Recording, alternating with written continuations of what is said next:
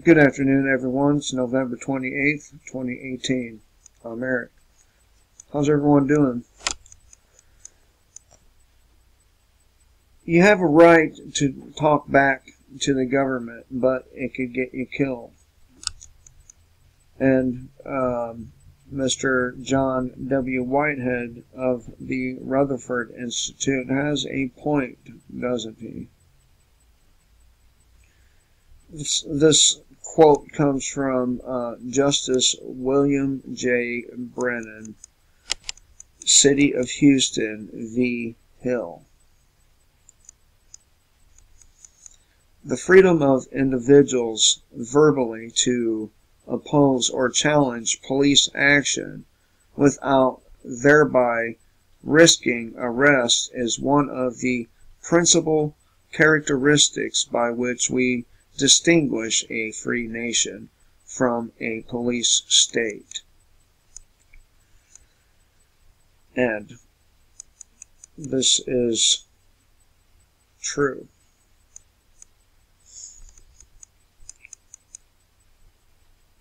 So, John Whitehead goes on to discuss how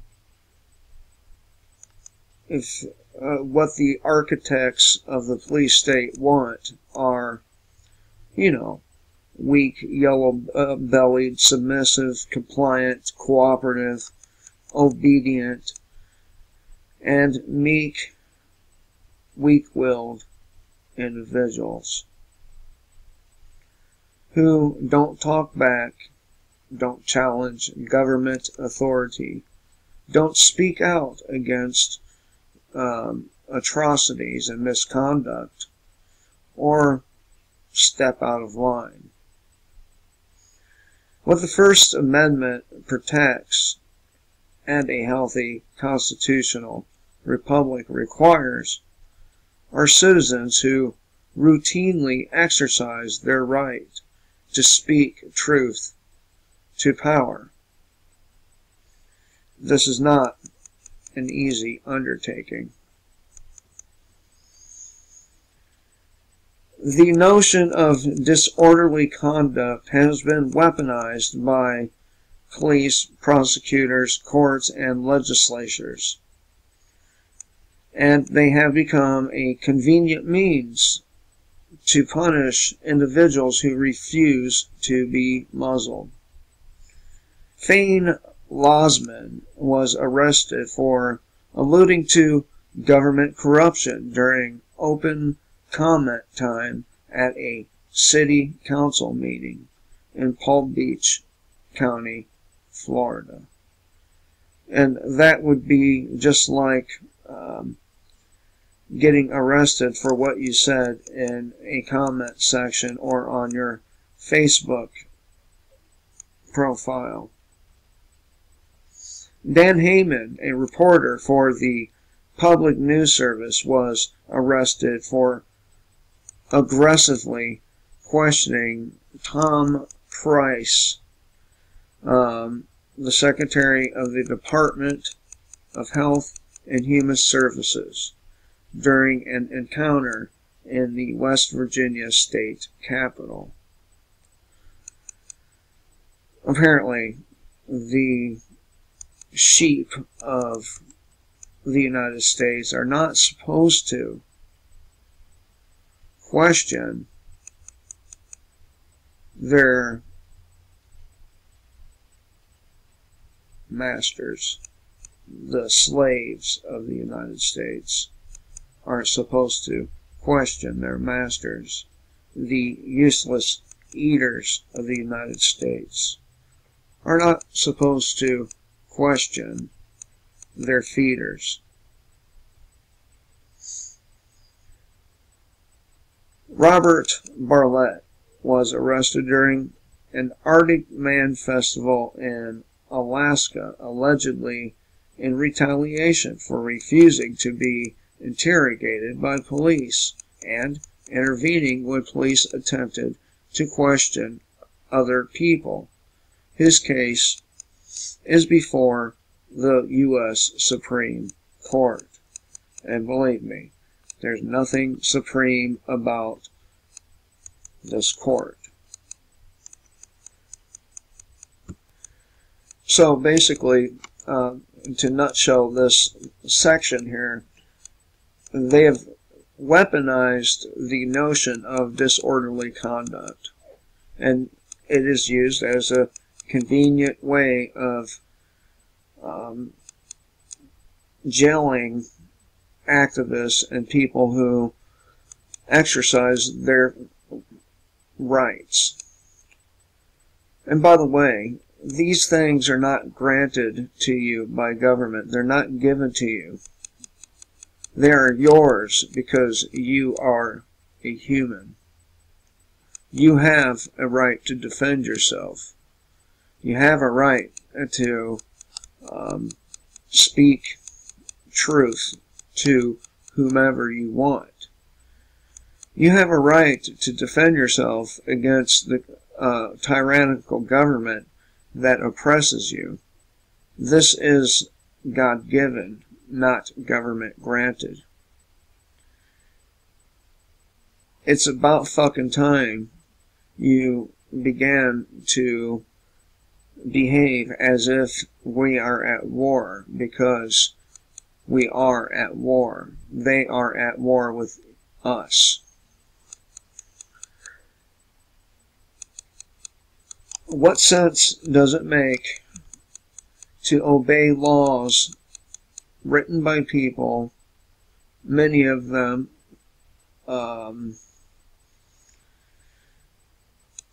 declare in writings and other and bills and whatnot that the American people are the enemy? Remember, I did a video about, I don't know, a week and a half, 2 weeks ago, regarding certain types of people who are seen as enemies.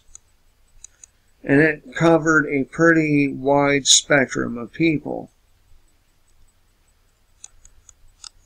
So, basically, you are following laws of people who look at you as being the enemy. I have to wonder, what sense does it make to obey the whims, the laws written to govern you when they openly call you an enemy? Can you please explain the logic in this?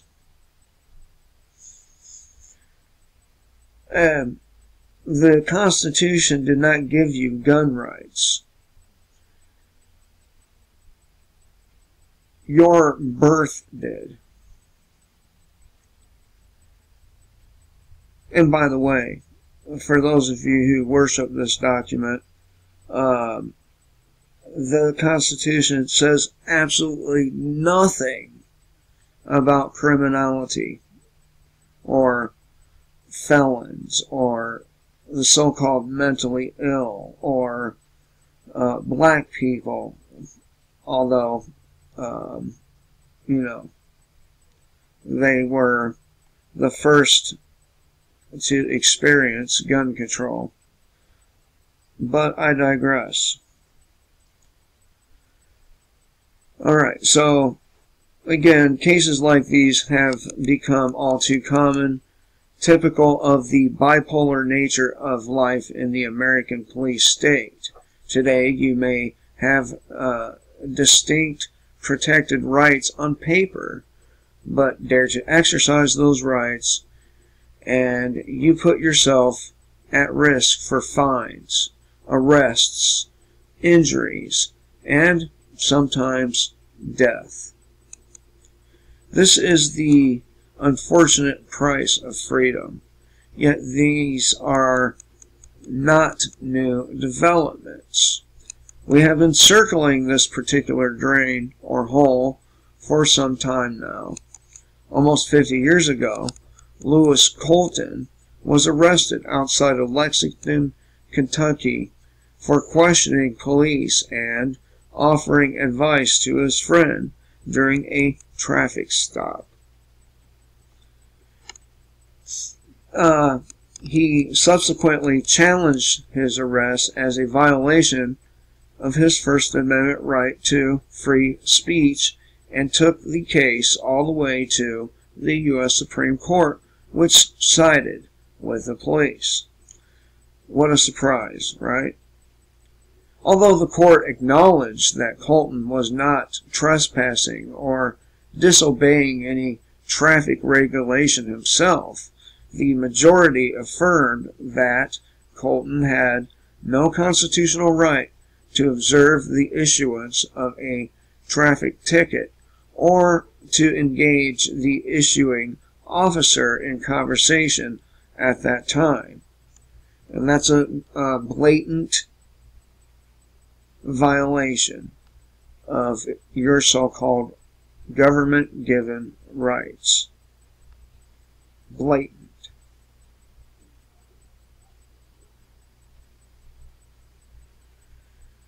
So the Supreme Court's bottom line is protecting police from inconvenience, annoyance, or alarm, and it's more important than protecting speech that, in the government's estimate, has no social value. Now, if you had your tongue up the ass of one branch of the government or department or another, they would have absolutely no problem with your speech. But anyone who doesn't have their tongue in the asses of the president and certain Congress members and certain lobbies, well, man, you have no social value.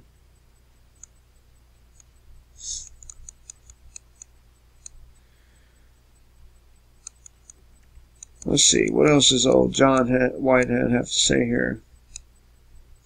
He says, since when have we Americans been expected to bow submissively to authority and speak with awe and reverence to those who represent us? Oh, that's in a speech from Douglas. I want to make sure I get his name right. Where's it at? Oh, yeah. Justice William O. Douglas. That came from a defense of free speech. And again, anytime Facebook, Twitter, YouTube, Google, anytime they block a person or destroy their work, their channels, their blogs, they are violating your rights. Not government-given rights, your natural rights. We live in an age in which we, the people, are at the mercy of militarized, weaponized, immunized cops who have almost absolute discretion to decide who is a threat, what constitutes resistance, and how harshly they can deal with the citizens when they are appointed to serve and protect.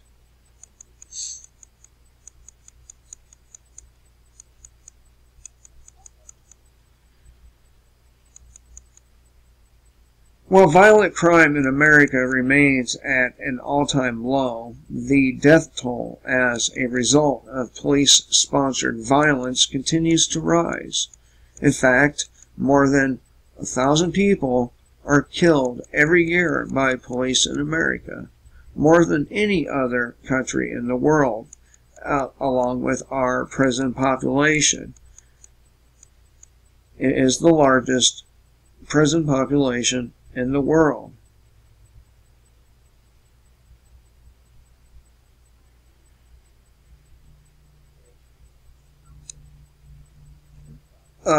We are dealing with a nationwide epidemic of court-sanctioned police violence carried out against individuals posing little or no real threat.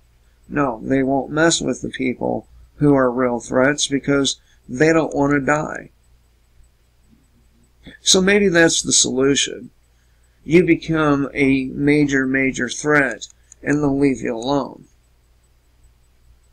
Police encounters have deteriorated so far that anything short of compliance, including behavior the police perceive as disrespectful or insufficiently deferential to their authority, thwarting or resistance could get you arrested, jailed, or killed. This could happen to any one of us. Any one of us. At any time. The government is and always has been the greatest threat to your security and your freedom. Without the sword,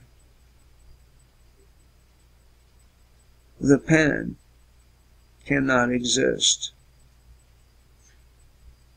Without the pen, the sword could not exist. I hope everyone has a good day. And remember, kill the state before the state kills you.